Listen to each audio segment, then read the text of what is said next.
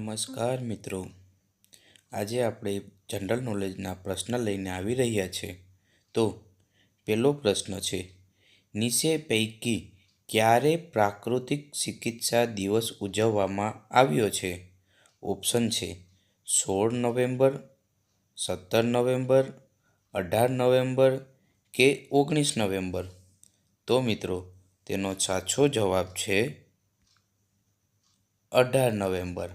18 નવેમ્બરના દિવસે ચિકિત્સા દિવસ તરીકે ઉજવવામાં આવે છે. ત્યારબાદ આપણો નેક્સ્ટ પ્રશ્ન છે. બીજો પ્રશ્ન છે, નીચેનામાંથી કોને ઓએનજીસીના આગલા પ્રમુખ તરીકે પસંદ કરવામાં આવ્યા છે? એના ઓપ્શન છે ગૌરવ ત્રિવેદી, બી વિશાલ કપૂર, સી અરુણ કુમાર સિંહ ને ડી હરમિત દેસાઈ.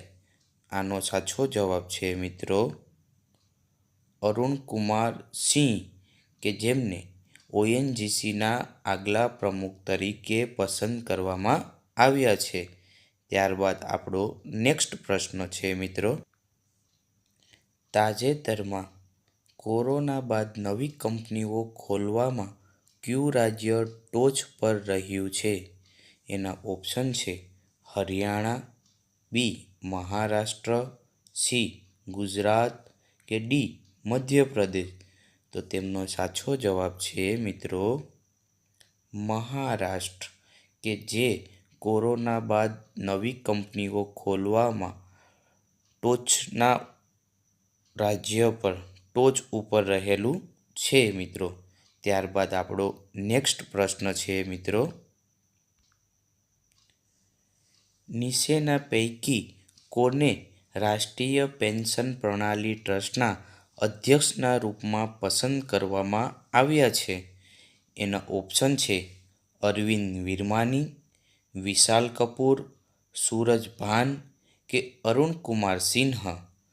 તો મિત્રો તેમનો સાચો જવાબ છે સૂરજ ભાન, કે જેમને રાષ્ટ્રીય પેન્શન પ્રણાલી ટ્રસ્ટના અધ્યક્ષના રૂપમાં પસંદ કરવામાં આવ્યા છે. ત્યારબાદ આપણો નેક્સ્ટ પ્રશ્ન છે મિત્રો, પ્રશ્ન છે અબ્બાસ મંતશીર, કે જેનું હાલમાં નિધન થયું છે, તેઓ કોણ હતા? ઓપ્શન છે એ લેખક હતા, બી બાસ્કેટબોલ રમતવીર હતા, સી પત્રકાર હતા કે ડી સમાજસેવક હતા. તો તેમનો સાચો જવાબ છે મિત્રો તેઓ બાસ્કેટબોલ રમતવીર હતા, જેમનું હાલમાં નિધન થયું છે. ત્યારબાદ આપણો નેક્સ્ટ પ્રશ્ન છે મિત્રો, નીચેનામાંથી કયા દેશે excellence in leadership in family planning award જીત્યો છે? ઓપ્શન છે નેપાળ, ભારત, શ્રીલંકા કે બાંગ્લાદેશ. તો આમનો સાચો જવાબ છે મિત્રો ભારત, કે જેમને excellence in leadership in family પ્લાનિંગનો એવોર્ડ જીત્યો છે મિત્રો. ત્યારબાદ આપણો નેક્સ્ટ પ્રશ્ન છે મિત્રો, ડૉક્ટર સીવી આનંદ બોઝને નીચેનામાંથી કયા રાજ્યના રાજ્યપાલ તરીકે નિયુક્ત કરવામાં આવ્યા છે? ઓપ્શન છે એ મિઝોરમ, બી મણિપુર, સી પશ્ચિમ બંગાળ કે ડી તમિલનાડુ.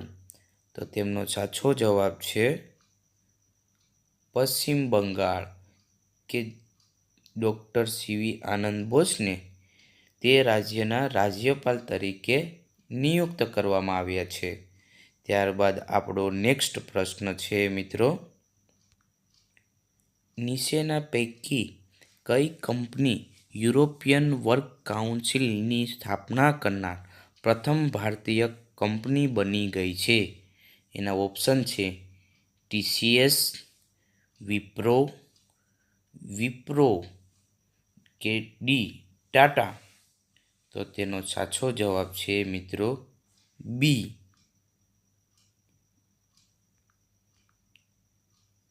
વિપ્રો, કે જે ભારતીય કંપની બની ચૂકી છે અને તેઓ યુરોપિયન વર્ક કાઉન્સિલની સ્થાપના કરનાર પ્રથમ કંપની છે. ત્યારબાદ આપણો નેક્સ્ટ પ્રશ્ન છે મિત્રો,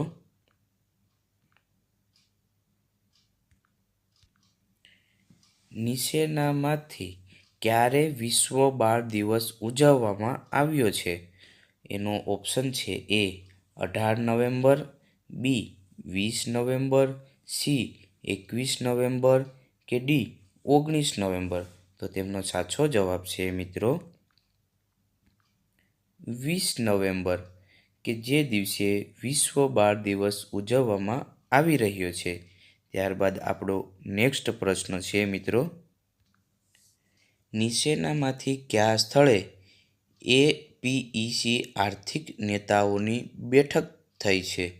એ બીજિંગ, બી સિડની, સી બેંકોક કે ડી ભારત.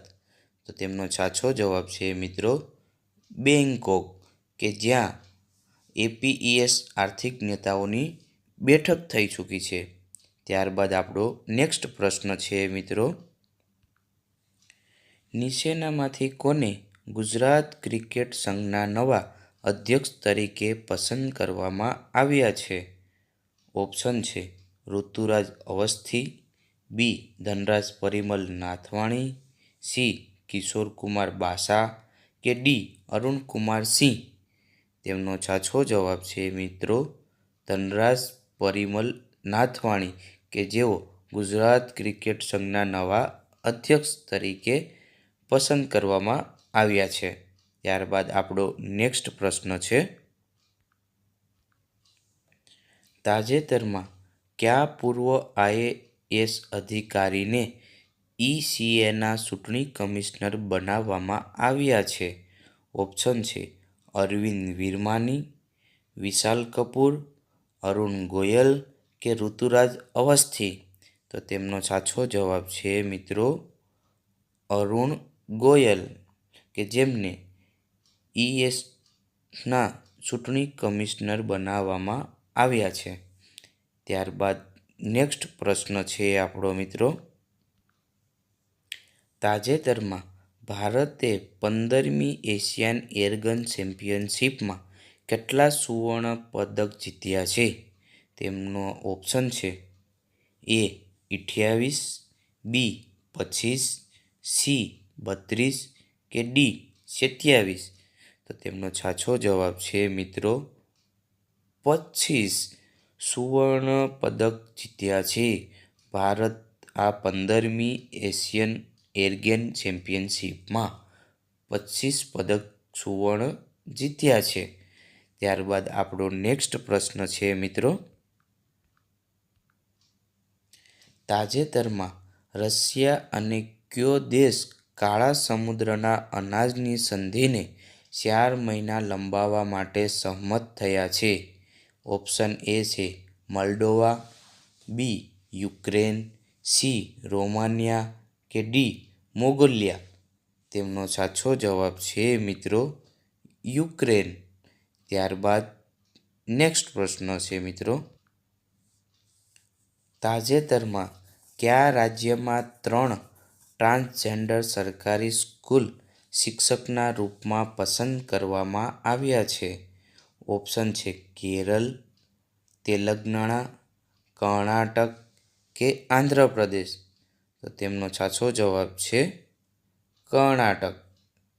ત્યારબાદ નેક્સ્ટ પ્રશ્ન,